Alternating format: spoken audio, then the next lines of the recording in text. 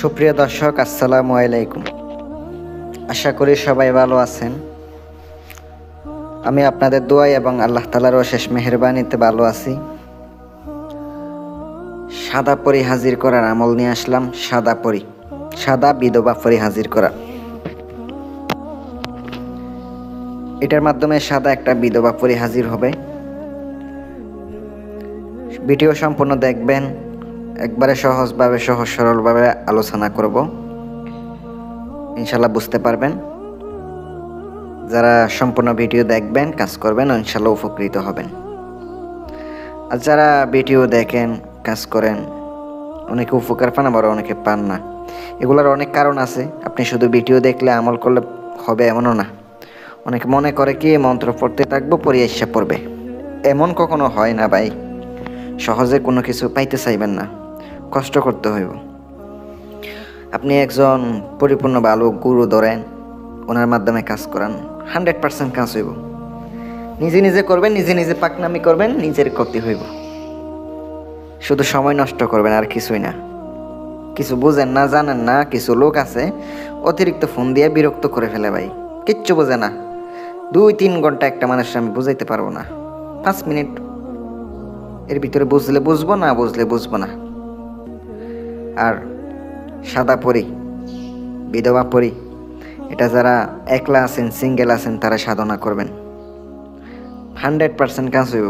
কারণ এই সাদা বিধবা পরি যদি হাজির করতে পারেন, তাহলে দেখবেন এর সাথে কিন্তু আপনি অনেক কিছু করতে পারবেন।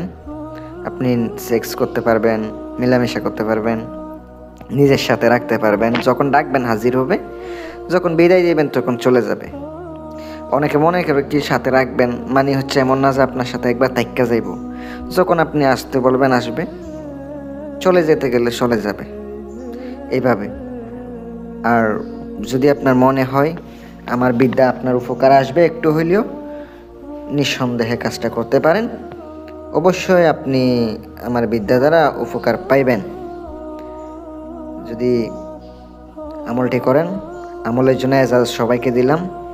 আর যাদের রুহানি শক্তি নাই, আপনারা আংটি নিতে পারেন। রুহানি শক্তির আংটি, সাধনার আংটি, বিভিন্ন ধরনের আংটি রয়েছে, আপনারা ইনশাল্লাহ করতে পারেন। যাদের ইচ্ছুক আছে, ইনশাল্লাহ আপনারা করেন, উপকার পাইবেন। যদি মনে বিশ্বাস ভরসা থাকে, তাইলে কাজ করতে পারেন।